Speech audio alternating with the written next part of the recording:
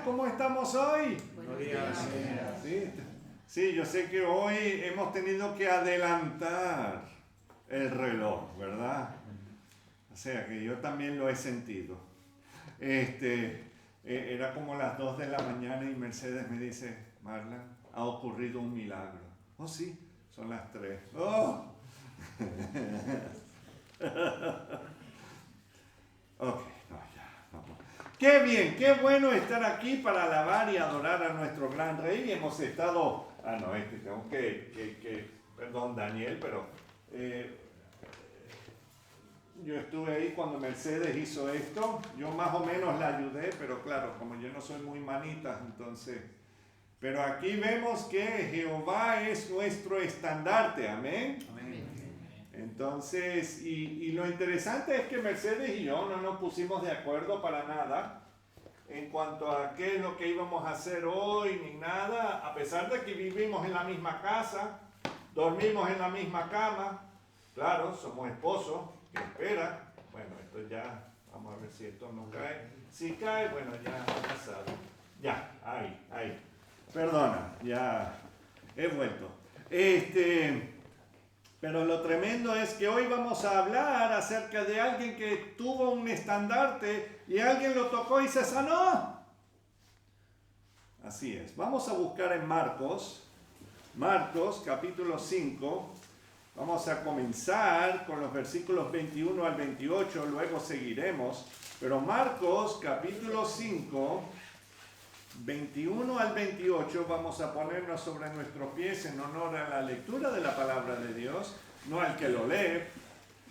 Dice, Marcos 5, 21, dice, pasando otra vez Jesús en una barca a la otra orilla, se reunió alrededor de él una gran multitud y él estaba junto al mar. Versículo 22, y vino uno de los principales de la sinagoga llamado Jairo, y luego que le vio, se postró a sus pies y le rogaba mucho, diciendo, mi hija está agonizando, ven y pon las manos sobre ella para que sea salva y vivirá. Fue pues con él y le seguía una gran multitud y le apretaban. Pero una mujer que desde hacía 12 años padecía de flujo de sangre y había sufrido mucho de muchos médicos y gastado todo lo que tenía, y nada había aprovechado, antes le iba peor. Cuando oyó hablar de Jesús, vino por detrás entre la multitud y tocó su manto, porque decía, si tocare tan solamente su manto, seré salva. Wow, gloria a Dios. Vamos a orar. Señor, te alabamos, te bendecimos y te damos las gracias por tu amor y gracias por esta porción y lo que seguiremos leyendo, sabiendo que tú eres la resurrección y la vida. O sea, no hay duda de ello. Muchos están celebrando que un día como hoy lo hiciste, pero claro, sabemos que conforme al calendario bíblico, al calendario hebreo, todavía falta unos días para esa celebración. Pero Señor, sabemos que todos los días son buenos para alabar y darte a ti honra y gloria por tu resurrección, Señor. Gracias por tu muerte y gracias por tu resurrección para darnos vida eterna. Gracias, Señor Jesús. Ponemos esta predicación y todo lo que vayamos a leer, Señor, en tus manos, que seas tú hablando y ablandando nuestros corazones, porque están como piedras en muchas ocasiones, Señor. Gracias, vivifícanos en tu precioso nombre, Señor Jesús. Amén. Pueden sentarse, hermanos. Bueno, Jesús volvió al pueblo de Capernaum después de haber estado librando a 2 hombres de los demonios en Gadara, ¿verdad? Al otro lado del mar de Galilea. Y de los 2 hombres sabemos que por lo menos uno de ellos quería seguirlo, ¿cierto? Pero Jesús lo mandó a que compartiera con todos de su ciudad los milagros que el Señor hizo en su vida. ¿Y qué fue lo que hizo? Fue a la casa y empezó a jugar con la PlayStation y ahí se quedó. ¡No! Fue por toda la ciudad y también a otras ciudades para compartir lo que el Señor había hecho en su vida, lo había librado. Amén. Él fue consistente y obediente a lo que el Señor le había enviado a hacer. Y eso fue exactamente lo que ocurrió. Y sabemos que Jesús y sus discípulos fueron echados de esa región por la gente porque tenían miedo, ¿verdad? De la forma como Jesús restauró principalmente a aquel que sí quería seguirlo. Y eso es interesante porque antes habíamos leído de que él y su compañero, bueno, ellos básicamente paraban el tráfico, si quieres ponerlo así, ahí en esa región, justo en el cementerio. No sé si estaban pidiendo peaje, ahí ya desconozco, pero no les permitía pasar. Y claro, cuando el Señor pasa por ahí, ellos reconocen que es el Hijo de Dios y ellos hasta se arrodillan ante Él y le adoran. Específicamente después que fueron librados. Y eso es exactamente lo que el Señor hace en nuestras vidas. Además, estarían un poco enojados con el Maestro porque a raíz de que Él libró a estos hombres de la legión de demonios, ¿verdad? ¿Dónde fue que terminaron los demonios? En el hato de cerdo, 2000 más o menos. Entonces ya se pueden hacer más o menos los cálculos, los que saben de eso. ¿Cuánto habían perdido en esa transacción? Y entonces, claro, sabemos que los cerdos se volvieron, bueno, pues aterrados, atormentados. Imagínense, si así estaban los cerdos, ¿cómo estarían esos dos hombres? Impresionante. Y vemos que esos cerdos, fueron corriendo hacia un precipicio y se ahogaron en el mar de Galilea.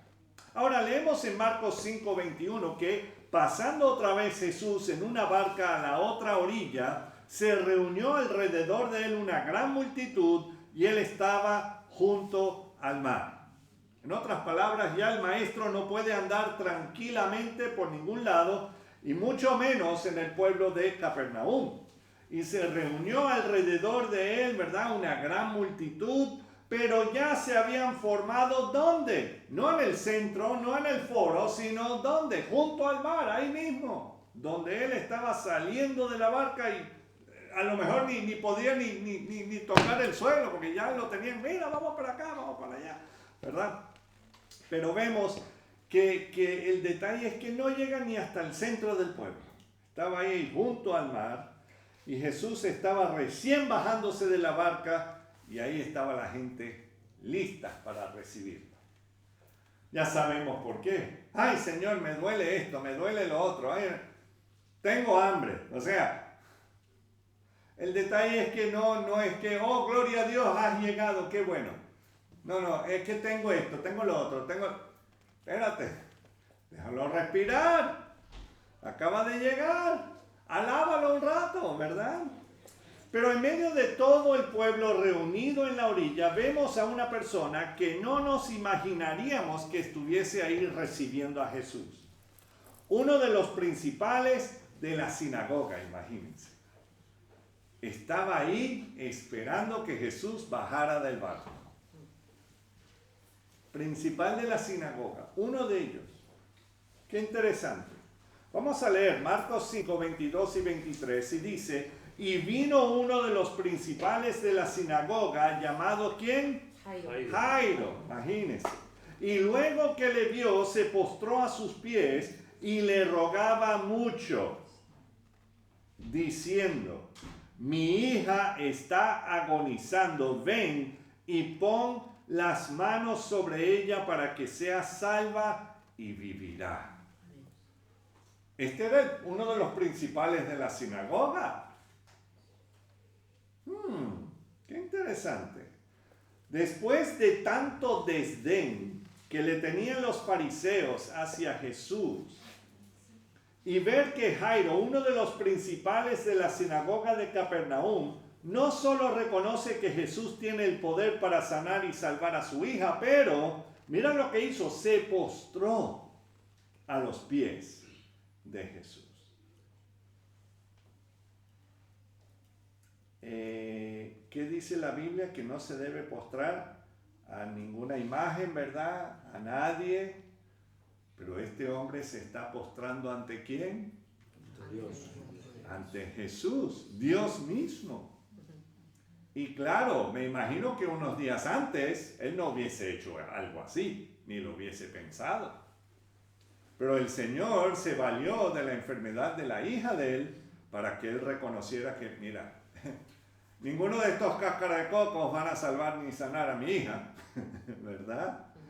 No importa cuántos títulos tengan de ser maestros de la ley, ellos no, solamente uno, y lo he visto, y ha sido consistente en sanar y salvar gente, es el único, es Jesús. Hay algo que es distinto en él, muy distinto a cualquier profeta. Él habla con autoridad, da su palabra con autoridad, vive la palabra con autoridad. Dice, este es distinto a los demás. Y fue y se arrodilló ante él. Y debió haber causado gran asombro entre el pueblo al ver a este principal de la sinagoga que me imagino que unos días atrás pudo haber estado en contra de Jesús. Podría haber sido uno de aquellos que empezaron a criticarlo por haber sanado en sábado, ¿verdad? Haber sanado en día de reposo. Entonces Jesús, los discípulos, Jairo y todo el resto de la multitud van en dirección hacia la casa de Jairo, ahí mismo en Capernaum. Pero están en la orilla. Yo no sé dónde vive Jairo, pero Capernaum no es muy grande. Pero sabemos que hay una multitud. ¿Y qué va a querer hacer la multitud? Lo que siempre hace la multitud. Cuando hay un embotellamiento de tráfico, ¿qué pasa? Todo el mundo quiere ir a todos lados y nadie llega a ninguna parte. ¿Cierto? Porque lo quieren hacer al mismo tiempo. Y no hay forma. Especialmente si no quieren seguir las leyes. Yo he estado en situaciones y en países donde es así. No, es que imagínense, ya me estoy acordando de un lugar que para llegar a la casa de mis padres allá en Venezuela, había que bajarse de una autopista así debajo de un puente y qué sé yo, y siempre había un atasco ahí. ¿Cuántas veces lo dije? Siempre. Me imagino que sigue el mismo atasco. Pero lo interesante es que no tenían semáforos, no tenían nada, y cada quien quería ir y tú tenías que entrar así a la cañona para tratar de moverte, y ya saben que ahí estaba Pepe, y yo no tenía la corneta como lo tenía el antiguo Rodrigo de Miguel, que eso parece, bueno, pues, y un cochecito así.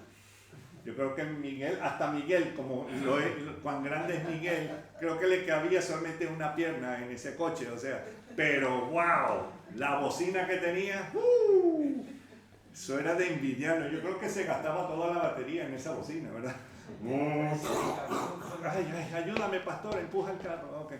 Entonces, perdón, no está en la predicación, pero el detalle es eso, o sea, no había forma de moverse. Es más o menos como, ¿cuál sería un buen ejemplo aquí en Zaragoza? Por allá por la Independencia, ¿verdad? Cuando se juntan todos los autobuses y se juntan los taxis y uno solamente tiene un solo carril, más los 5 carriles bici, más el tram que va por ahí, el tren, y por eso yo voy en autobús. Que se encargue el chofer a luchar con todo eso. Pero bueno, lo interesante es que así estaba Capernaum ese día cuando Jesús se bajó de la barca. Todo el mundo quería llevar a Jesús donde ellos querían. Y Jairo le había pedido, Señor, mi hija. Y yo no sé, a lo mejor era solamente 2 cuadras. Yo no sé dónde vivía Jairo. Pero no era muy lejos para que Jesús llegara y sanara a la hija de Jairo. Pero estaba toda esa multitud. Y bueno, ahí leemos el versículo 24. Fue pues con él y le seguía una gran multitud y le apretaban. Como cosa rara. Supongo que parecía algo similar a un huesito de pollo frito medio comido rodeado por un nido entero de hormigas. ¿Ustedes han visto eso? ¿Sí?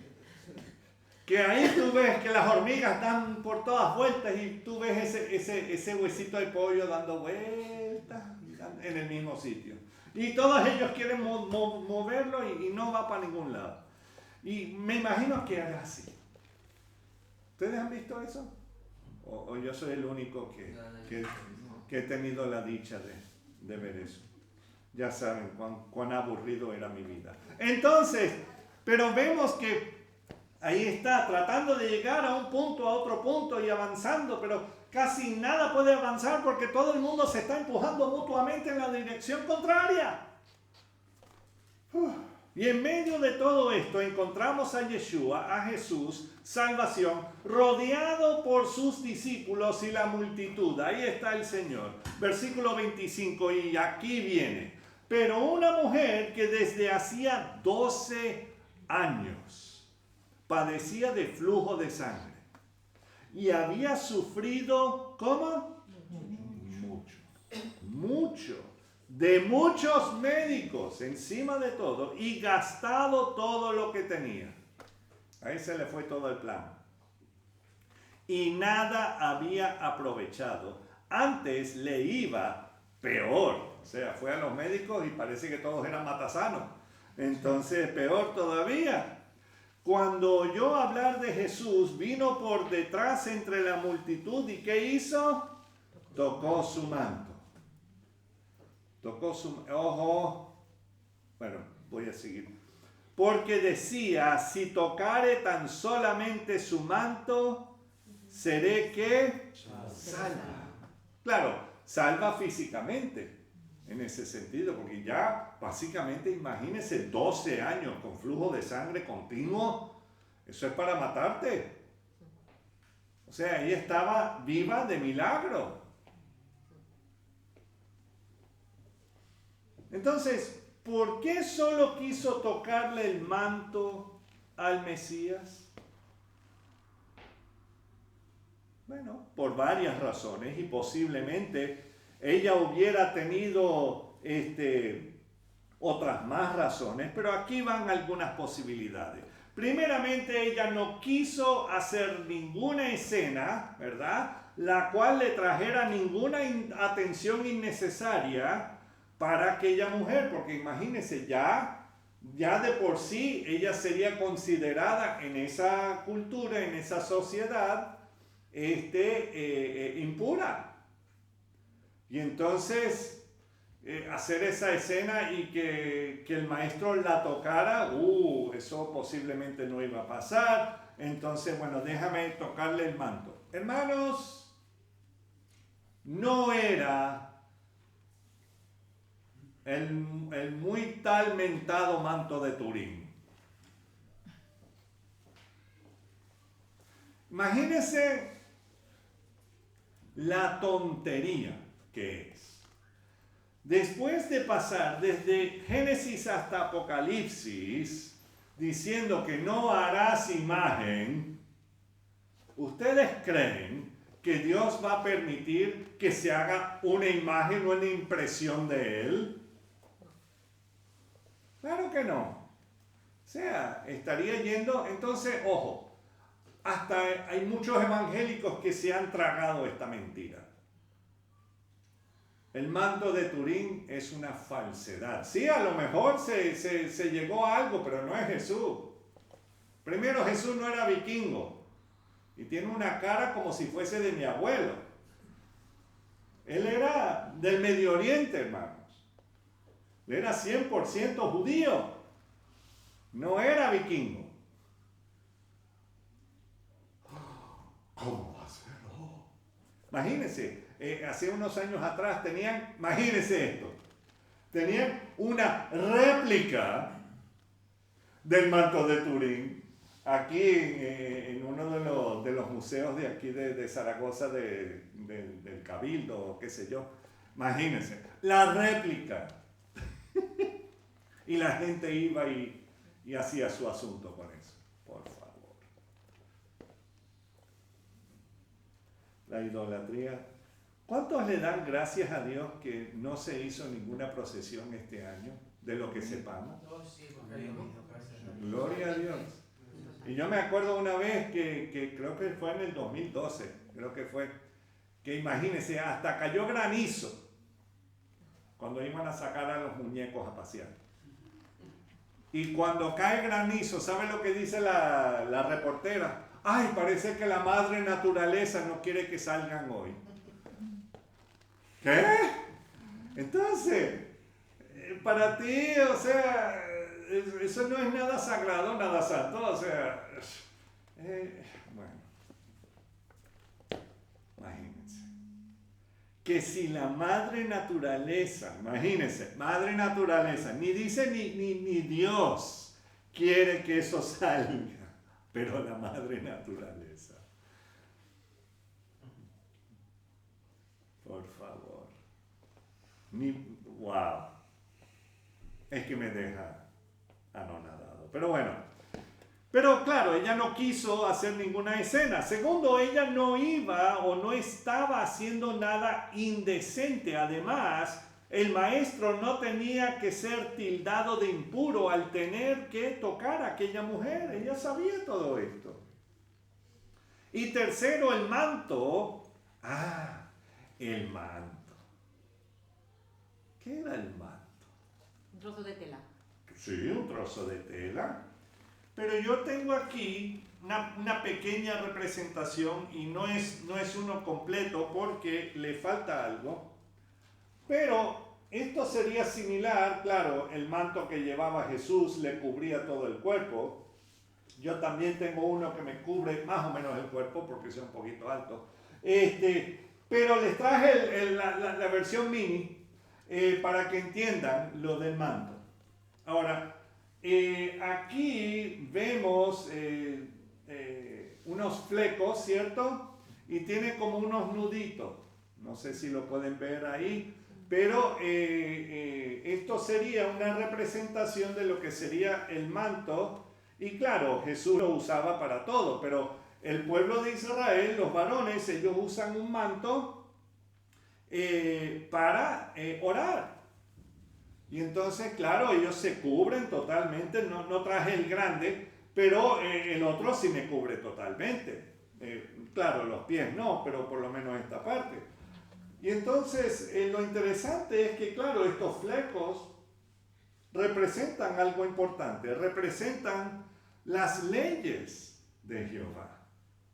Y que debemos recordar que nosotros debemos ser guiados por sus leyes y obedecer las leyes del Señor. O sea, este es el manto a lo que se está refiriendo. Ahora, yo no sé si fuese así tan colorido, pero definitivamente esta parte sí tenía que ser el color azul. Por eso digo, este no es un manto que los judíos ortodoxos usarían, porque claro, no tiene el azulito. Lo tiene aquí, pero no lo tiene justo en los nudillos donde ellos lo tienen. Pero bueno, porque claro, cuesta mucho más y yo no había sábana para tanta gente, no solamente porque es un manto chiquito. Pero lo interesante es que ella quería tocar esto. Esto era lo que ella tocó. El manto, lo que llaman manto de oración. Y se usaba el manto para cubrir la cabeza, encerrándose dentro del manto para orar a Jehová. Se encerraban para orar. Y en Mateo 6:6 dice, mas tú cuando ores, entra en tu aposento y cerrada la puerta, cerrada la puerta, o sea que puedes hacerlo en cualquier lado, cerrada la puerta, ora a tu Padre que está en secreto. Y tu Padre que ve en lo secreto te recompensará en público. ¿Entendemos? Por eso, o sea, ustedes ven a tanta gente, especialmente cuando están viendo el muro occidental, o sea, que era uno de los muros que retenían donde estaba el templo antes. Y ahí es donde están orando y ahí se están meneando y qué sé yo. Pero claro, tienen su manto encima de ellos porque están orando. Claro, muchas veces no están orando como tú y yo oramos. ¿Por qué? Porque ellos sí, lamentablemente, han caído en ese asunto de vanas repeticiones.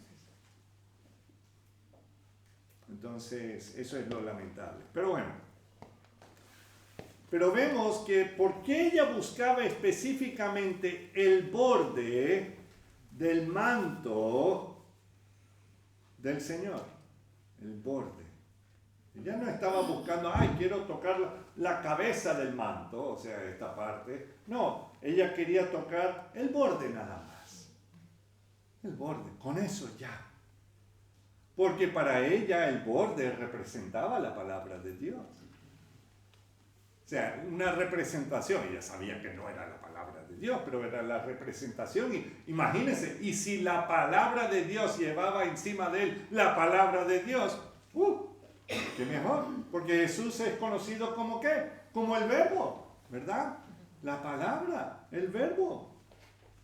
Y entonces encontramos en Números, si quieren acompañarme, Números 15, mantengan algo ahí en Marcos porque no nos vamos a apartar de Marcos 5, pero en Números 15, versículos 37 al 40, nos dice algo interesante. Esto no es solamente un invento de ellos para tener algo bonito que usar. No.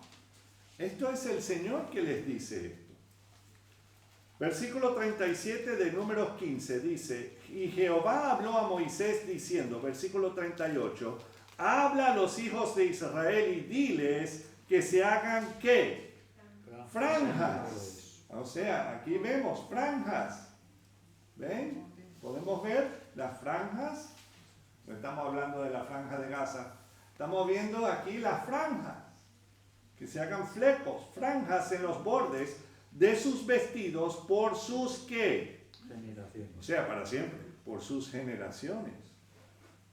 Y pongan en cada franja de los bordones un cordón de azul. Y claro, este no es azul, pero imagínense que esto es azul, esta franja aquí.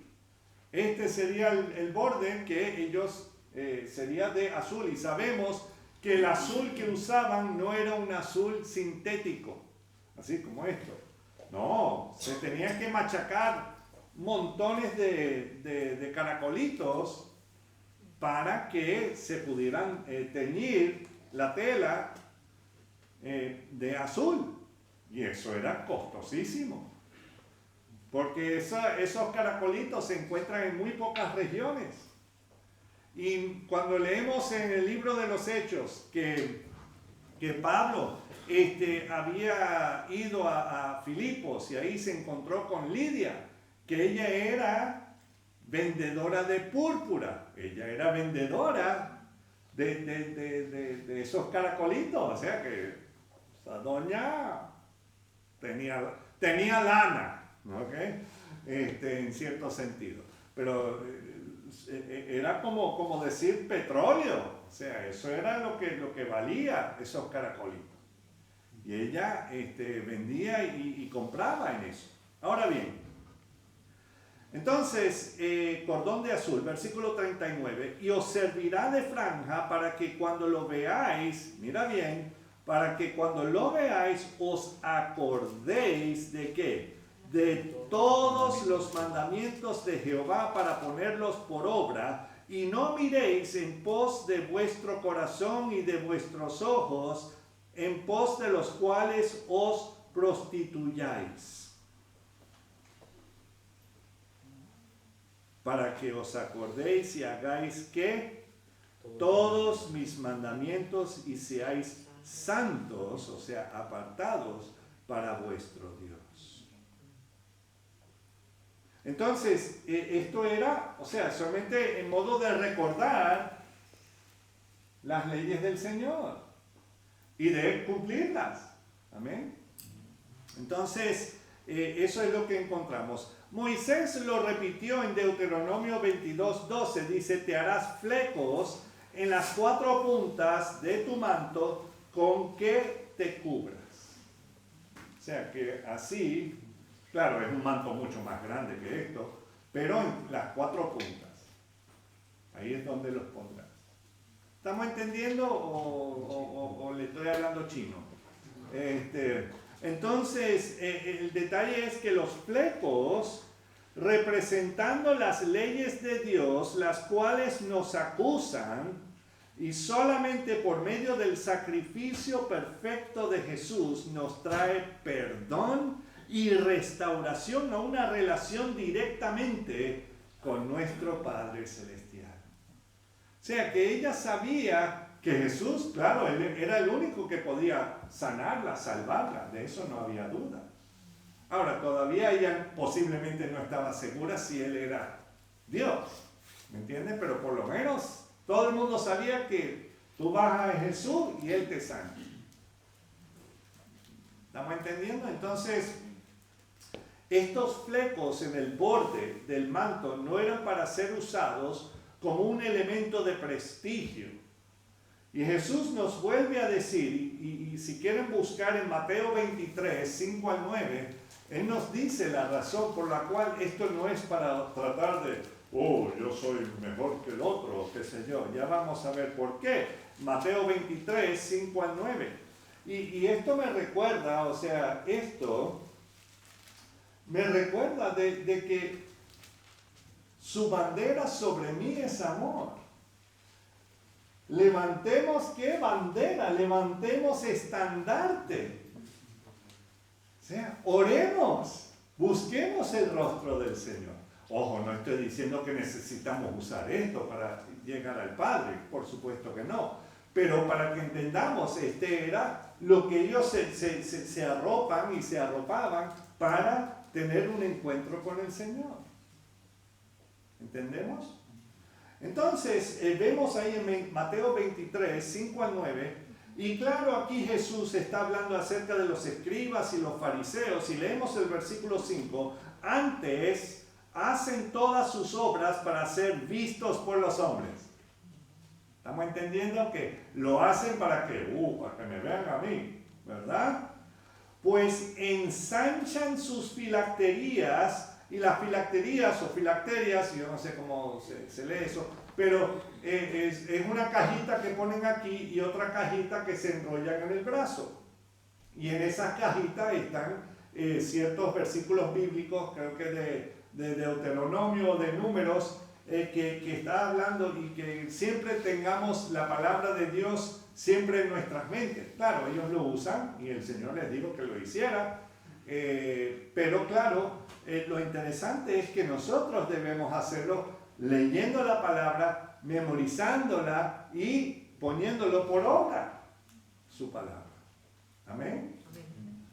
Entonces dice, antes hacen todas sus obras para ser vistos por los hombres, pues ensanchan sus filacterias y extienden ¿qué? Los flecos de los mantos. O sea que me imagino que hacían, pues unas cosas impresionantes. A lo mejor venía el viento y parecía una cometa, o sea, andando por ahí. Yo no sé, pero lo que era para mostrar su prestigio, o sea, especialmente los fariseos y los escribas. Y dice, versículo 6, y aman que los primeros asientos en las cenas y las primeras sillas en las sinagogas y las salutaciones en las plazas, y que los hombres los llamen, ¿qué? Rabí, rabí, o sea, maestro. Maestro, rabí. Pero vosotros no queráis que os llamen rabí, maestro, porque uno es vuestro maestro. ¿Quién es él? Cristo. y todos vosotros sois hermanos. Y no llaméis Padre vuestro a nadie en la tierra.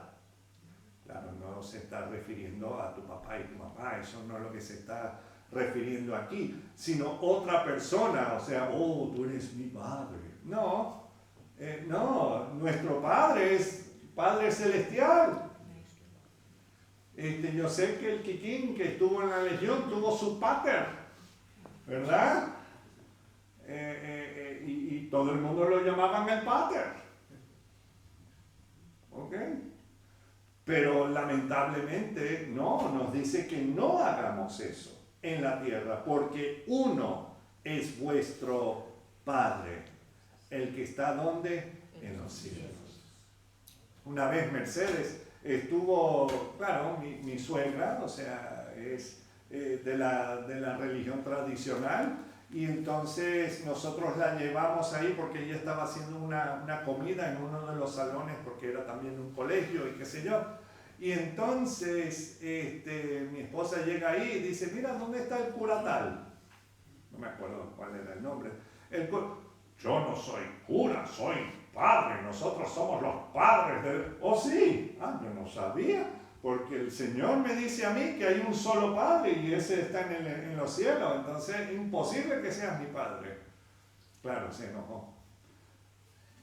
Por supuesto. Porque, no, y bueno, ya sabemos con todos los escándalos que sí, son la mitad, sí, son padres de la humanidad, porque ellos mismos se han dado a la tarea de... Bueno, ok, mejor no entro en ese detalle, pero ustedes me entienden. Sí, mi primo, el hijo del cura. Ok, entonces, vemos que estos flecos en el borde del manto no eran para ser usados como un elemento de prestigio, como Jesús nos vuelve a decir en Mateo 23, 5 al 9, como lo hemos leído, y vemos que la mujer del flujo estaba depositando toda su fe y confianza en lo que representaba a ella la palabra de Dios. ¿Estamos entendiendo? No sé si se acuerdan, pero había un momento en la vida del rey David, antes de que fuese rey, que estaba siendo perseguido por su suegro, imagínense. Mala cosa cuando el suegro es el que te persigue. Pero lo interesante es que hay un momento, bueno, ocurrió por lo menos en 2 ocasiones, pero en una de esas ocasiones, David estaba en un lugar que se llama Engedi o Engadi, dependiendo a quién le pregunta. Y ahí, bueno, ahí corre un río y unas cascadas bien preciosas allá en Israel, está cerca del Mar Muerto, ahí en el desierto de Judea. Y lo interesante es que ahí fue Saúl para, ¿cómo lo digo? Bueno, como dice la palabra en sí, dice que bueno, él tuvo que cubrirse los pies. En otra palabra, tenía que ir al baño. Entonces, claro, es una forma bíblica. Entonces, si no quieres hacer, puedes decir, voy a ir a cubrirme los pies, hermano. Oh, ok, sí, ahí está. Para los caballeros aquí y para las damas al otro lado de la... Okay. Entonces, el detalle es que vemos que David tuvo la oportunidad de tomarle la vida a Saúl, pero no lo hizo. Pero lo que sí hizo fue cortarle, ¿verdad?, parte de su manto, y lo que le cortó fue esto. Y esto es una parte importante. Pero le cortó eso, y aún después de haberlo hecho, se sintió mal de haberlo hecho. ¿Estamos entendiendo? Porque esto representa, o sea, de que el Señor está contigo, o sea, de que tú quieres servirle al Señor. Bueno, sabemos que Saúl ya estaba un poco fuera de sitio, pero aún así David sabía que Saúl todavía era el rey de Israel, todavía era el ungido de Dios. ¿Ok? Ojo, Saúl tampoco era un predicador de la prosperidad, que hay muchos de ellos que cuando empiezan a decir, no tocáis al ungido de Jehová, por favor. De eso no es lo que se trata. El tocar el ungido de Jehová significa literalmente no matar al rey. ¿Estamos entendiendo? No es de que, mira, si hay un falso profeta, un falso maestro diciendo una montonada de barbaridades que no puedes hablar en contra de él. Claro que puedes hablar en contra de él, pero usando solamente la palabra. ¿Estamos entendiendo? Entonces, pero bueno. Pero ella sabía, esta señora. Ahora, cuando ella depositó su confianza en la palabra de Dios, leamos cuál fue el desenlace. Y vamos a mirar en Marcos nuevamente, y vamos a quedarnos ahí mismo en Marcos. Marcos 5, 29 al 34. Sigue la lectura y dice, y enseguida, qué interesante. Ella tocó el borde del manto y en ¿cuánto le duró? Bueno, espera 5 días y después volveremos a vernos. No, enseguida le paró el ¿qué? El flujo. O sea, que no era de que, bueno, vamos a ver si, como hacen los que supuestamente hacen o dicen que están haciendo los milagros, y que empiezan a enderezar los brazos y te fuiste un poco más, vamos. O sea, por favor, no, cuando el Señor hace un milagro lo hace perfecto. Amén. Amén. Marcos 5:29, y enseguida la fuente de su sangre se secó. Y sintió, imagínense, en ese momento en el cuerpo que estaba ¿qué? Sana de aquel azote. Luego Jesús, conociendo en sí mismo el poder que había salido de él, volviéndose a la multitud, dijo, ¿quién ha tocado mis vestidos? ¿Dónde estaba Jesús? Caminando dentro de la multitud, todo el mundo ahí apretujando y qué sé yo. A lo mejor ni pisaba el suelo porque había tanta gente. Pero él conoció, él supo. Entonces Jesús por supuesto sabía quién le había tocado. Él es Dios. Él sabe todo, ¿verdad? Y si él mismo conocía los pensamientos de todos los que le rodeaban, él es Dios. Versículo 31, sus discípulos le dijeron, ¿ves que la multitud te aprieta y dices, ¿quién me ha tocado? Pero él miraba alrededor para ver quién había hecho esto. Pero así como él es Dios, siempre quiere que nosotros le hablemos. Siempre. Por eso él no tiene ningún problema que le pidamos. Es más, eso es lo que él quiere. Que le pidamos a él, que le pidamos a él. Y dice, versículo 33. Entonces la mujer, mira cómo estaba ella, temiendo y temblando, sabiendo lo que en ella había sido hecho, vino y mira lo que hizo, se postró delante de él y le dijo toda la verdad. Eso es lo que quiere el Señor, que vengamos ante él y le digamos todo. Él ya lo sabe, pero quiere que nosotros se lo digamos. Amén. Él sí quiere ser ese Padre Celestial, Él sí quiere. Él nos extiende la mano.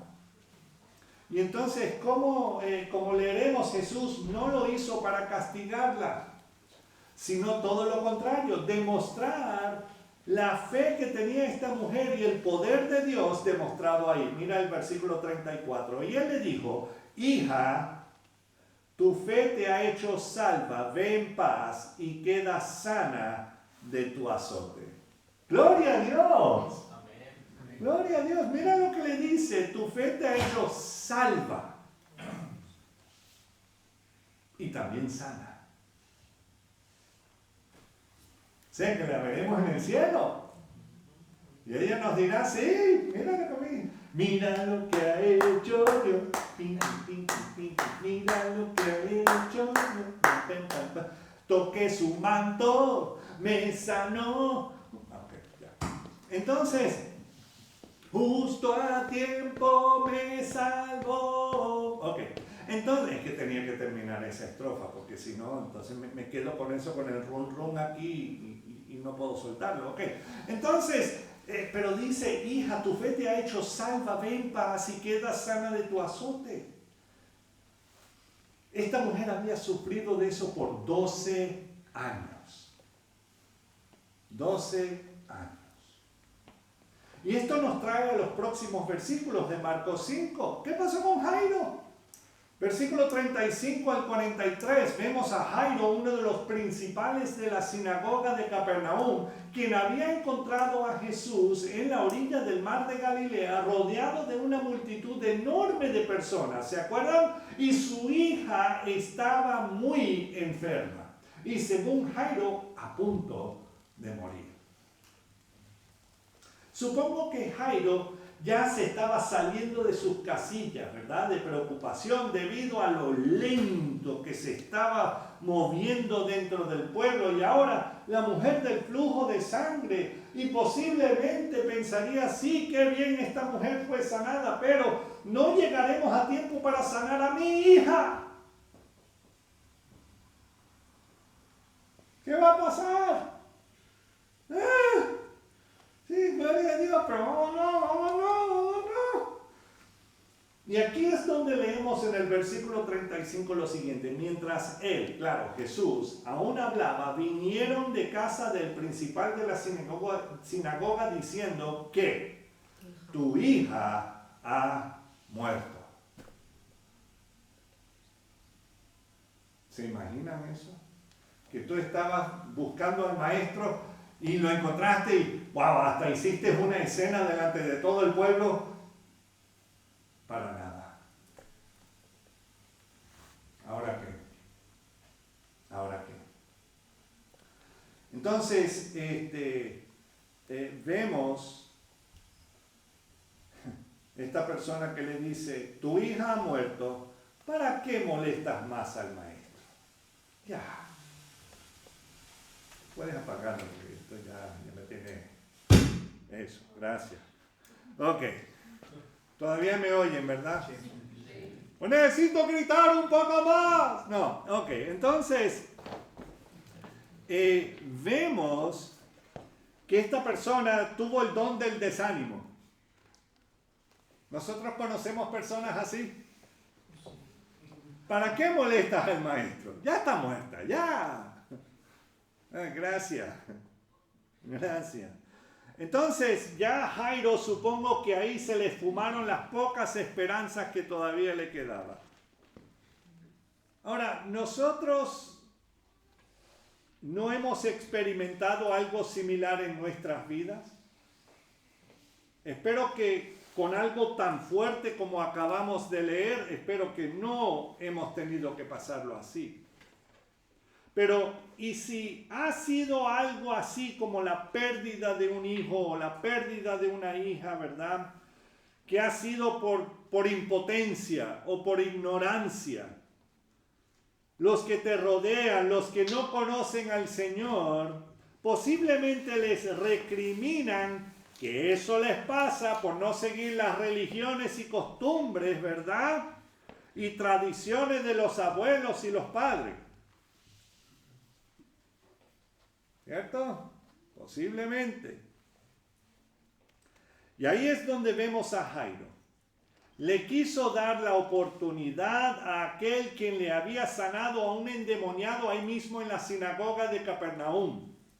Aquel a quien le había sanado la fiebre o de la fiebre a la suegra de Simón Pedro. A aquel quien luego sanaba a muchas personas de distintas enfermedades y librarlos de los espíritus inmundos. Y acababa de sanar a una mujer de flujo de sangre delante de sus ojos. Pero su hija. Sí, no, todas esas cosas son buenas, pero cuando el milagro no llega a mí. Seguimos leyendo los versículos 36 al 38. Pero Jesús, luego que oyó lo que se decía, dijo al principal de la sinagoga: no temas, no temas, cree solamente. Y no permitió que le siguiese nadie, sino Pedro, Jacobo y Juan, hermano de Jacobo. Y vino a casa del principal de la sinagoga y vio el alboroto y a los que lloraban y lamentaban mucho. Entonces, ¿se imaginan el cuadro? Un cuadro lamentable. Supongo que esto fue una escena difícil para los padres. De eso no hay duda. El padre que había salido a buscar su última esperanza, a Jesús. Y ya veo la madre, que no había dejado a su hija sola y ahora escuchando todo este escándalo desesperanzadora. Y Jesús, el dador de la vida, había llegado. El dador de la vida había llegado. Pero ya no hay esperanza, ya está muerta. ¿Para qué? Dice el 39. Y entrando les dijo: ¿por qué alborotáis y lloráis? Tenían ahí las plañideras. La niña no está muerta, sino duerme. ¿Ah? ¿Cómo que está dormida? No veo que le baje y le suba los pulmones. ¿Estás seguro? Y se burlaban de él. Mas él, echando fuera a todos, tomó al padre y a la madre de la niña y a los que estaban con él, o sea, los 3 discípulos, y entró donde estaba la niña. Él no fue a buscar las cámaras. Vengan, todos vamos o sea, para que vean esto. No. Él fue en privado. Porque así es como Él quiere tratar con nuestras vidas. Cada uno en privado, a solas con el Señor. Y vemos. Jesús estaba ahí al lado del cuerpo de la hija de Jairo y su esposa, pero Jesús dijo lo que acabo de oír, que dijo: la niña no está muerta, sino duerme. Y a los padres no les dio tiempo suficiente de registrar que la niña estaba dormida y no muerta, a lo que Jesús hizo. Mira el versículo 41, y tomando la mano de la niña le dijo: Talita cumi, que traducido es, y sí, traducido es: niña, a ti te digo, levántate.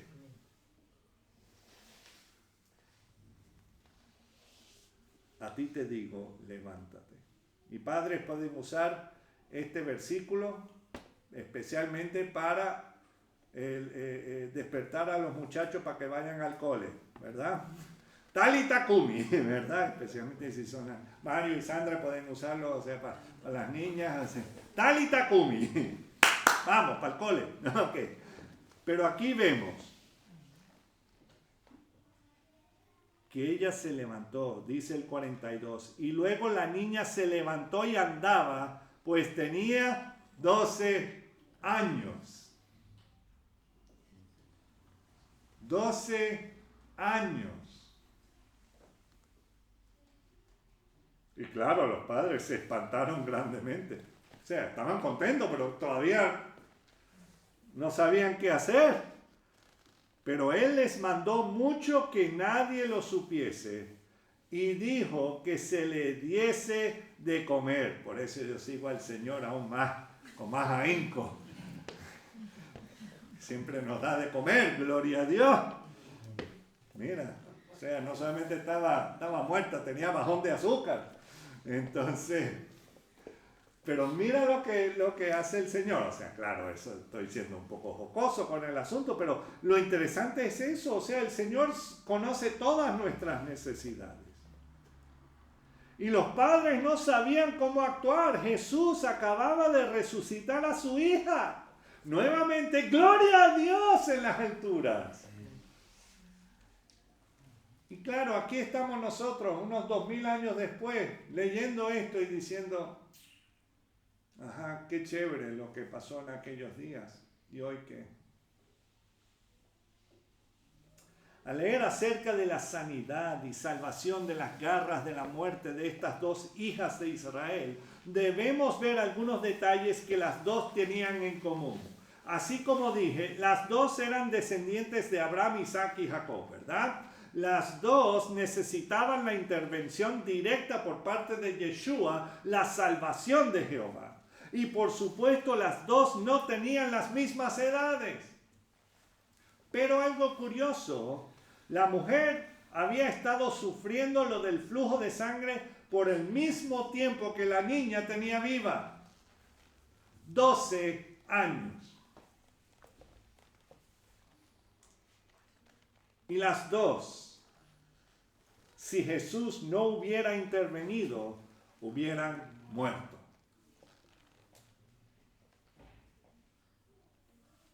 Y esto es algo que debemos detenernos a pensar. Para poder salvar a su hija, Jairo tuvo que reconocer una verdad incómoda para él. Jesús era el único que podía devolverle la vida a su niña. Y se podrán imaginar lo que significaba para Jairo dejar a un lado su orgullo, su estatus de ser uno de los principales de la sinagoga de Capernaum y reconocer a Jesús como el Mesías al postrarse a sus pies ante él y en presencia de toda aquella multitud.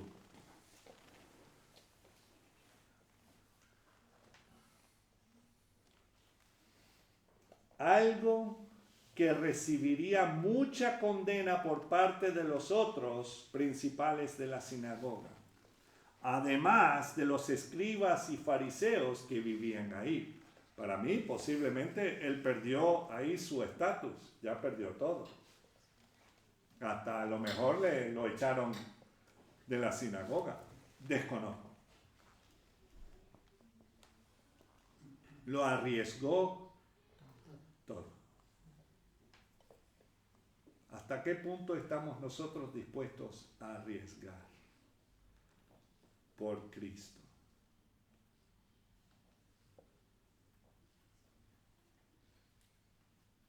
Pero aunque todo eso iba a pasar, la satisfacción de haberlo hecho y ver el lamento que habían vivido en su hogar tornarse en alegría, esperanza y vida, bueno, ya que Yeshua, la salvación, había llegado a su casa. No había precio. Eso era... Yo me imagino a cada uno de los padres aquí. Yo espero y creo que harían lo mismo por sus familias, si algo así ocurriera.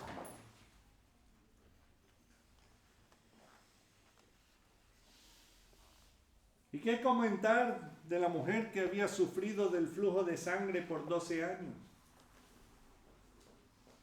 Leímos que ella había sufrido mucho de muchos médicos y gastado todo lo que tenía y nada había aprovechado, antes le iba peor. No nos dice nada de su familia, si aún estaba casada, si ya le había dejado su marido, no sabemos nada de eso. A lo mejor ya le había dado la carta de divorcio porque ya no podían juntarse. Estaba inmunda todo el tiempo.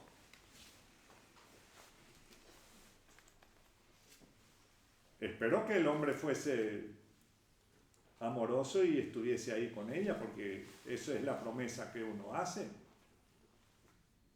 Pero hay personas que no siguen esa promesa.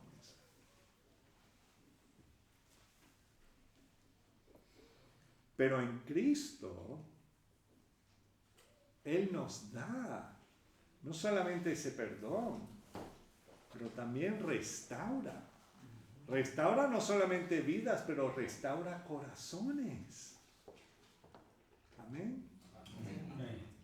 Y eso es lo que vemos aquí. Él le restauró la vida. Y hermanos y amigos, esta mujer ya había perdido toda esperanza de ser sanada. Solo una cosa le faltaba por hacer: tener un encuentro directo con el Creador. Cuando oyó hablar de Jesús, vino por detrás entre la multitud. No sé dónde se metió, porque si todo el mundo le estaba apretando al Señor, ¿dónde llegó? O sea, a lo mejor era así como los G.I. Joe, se metía ahí debajo. ¡Hey! Toco el manto. Ahí desconozco, pero vemos que vino por detrás entre la multitud y tocó su manto, porque decía: si tocare solamente su manto seré salva. Y así ocurrió, hermanos. Pero Jesús quería que ella testificara públicamente de lo que pasó. Mas en cuanto a la resurrección de la niña, no era el momento para publicarlo todavía. Y luego que fue publicado en 3 de los evangelios, hoy sí lo publicamos y anunciamos que Jesús resucitó, vive y volverá. Él es el dador de la vida. No hay otro como Él. No hay otro, no hay otra. Cuidado.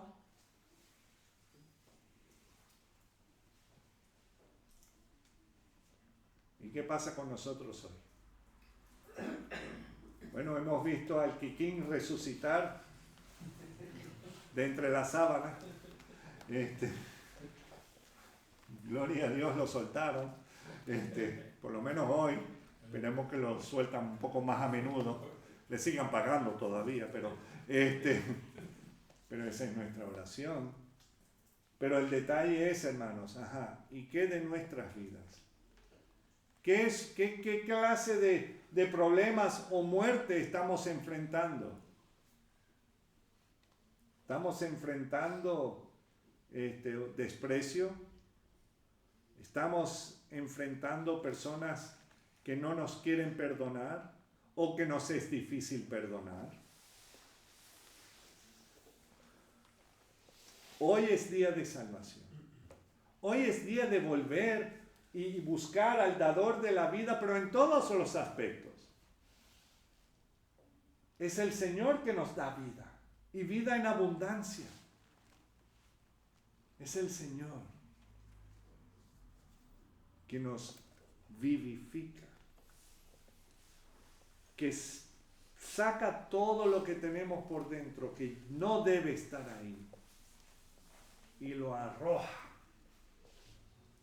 lo lejos de mi derecha y mi izquierda. Claro, mucho más lejos que eso. Y no en un círculo para que se encuentren de nuevo, no, sino en una línea recta.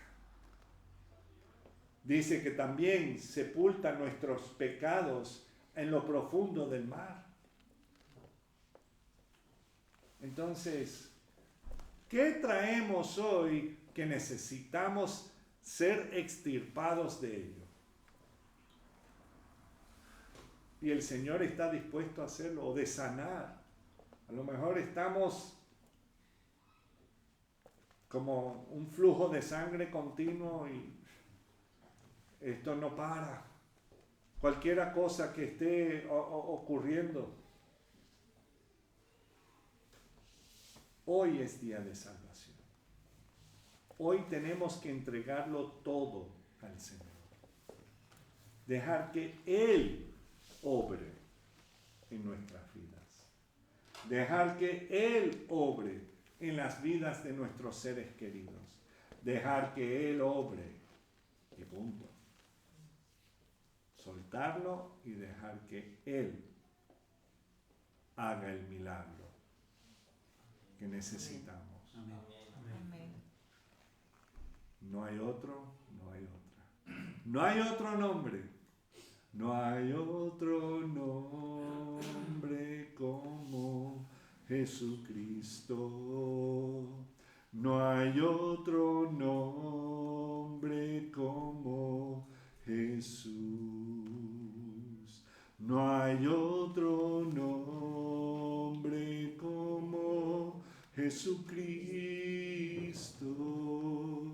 y Él es digno de honra, digno de gloria, digno de honor y de poder.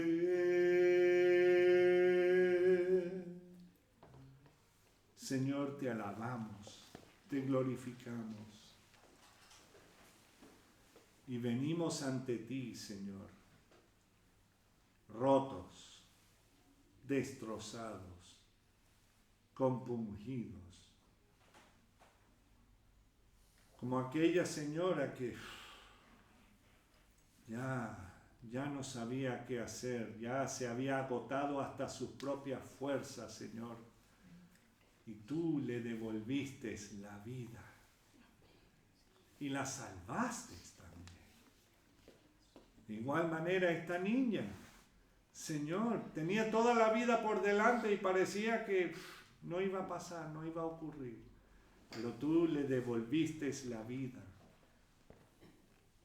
y le diste nuevo propósito a sus padres y a ella también. Eso es lo que todos necesitamos.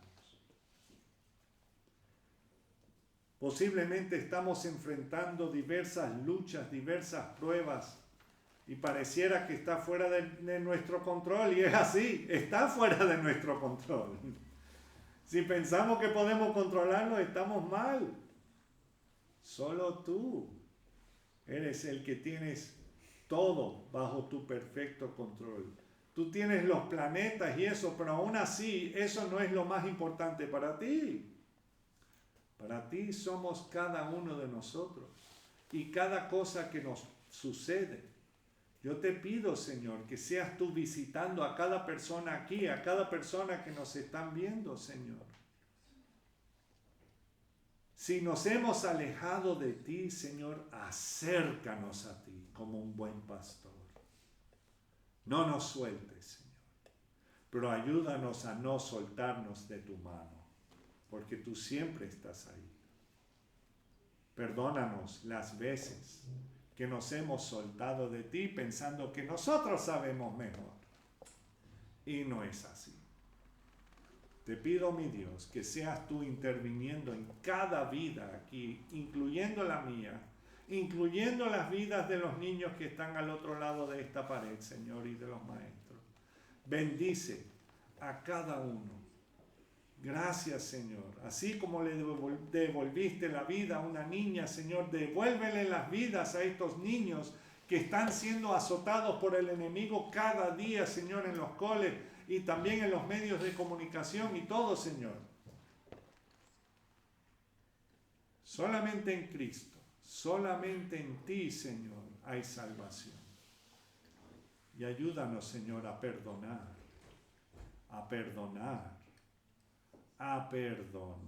Señor, y dejar eso en tus manos, que seas tú interviniendo en cada situación y que seas tú ayudándonos a cambiar, a vivir conforme a lo que tú quieres, no a lo que yo quiero, no, a lo que tú quieres. Tú nos mandas a los maridos a amar a sus esposas. Ayúdanos. Perdónanos las veces que no es cierto en nuestras vidas. Cámbianos. Y a las esposas también, de que estén también dispuestas también a seguir sometida, pero no sometimiento de maltrato, no, pero que ambos nos sometamos los unos a los otros y vivamos queriendo llegar a la meta que es Cristo cada día. No como aquella multitud que estaba dando vuelta y vuelta y vuelta, no, Señor. Necesitamos ser guiados por ti y por tu palabra cada día. Ayúdanos a perdonar. Gracias por tu perdón. Y te pedimos, Señor, que seas tú guiándonos, que seas tú sanando nuestras heridas, Señor, que seas tú salvándonos hoy. En tu precioso nombre, Señor Jesús. Amén. Amén. Bueno, para nuestros amigos de YouTube, Dios les bendiga y hasta la próxima, si el rapto no ha venido antes.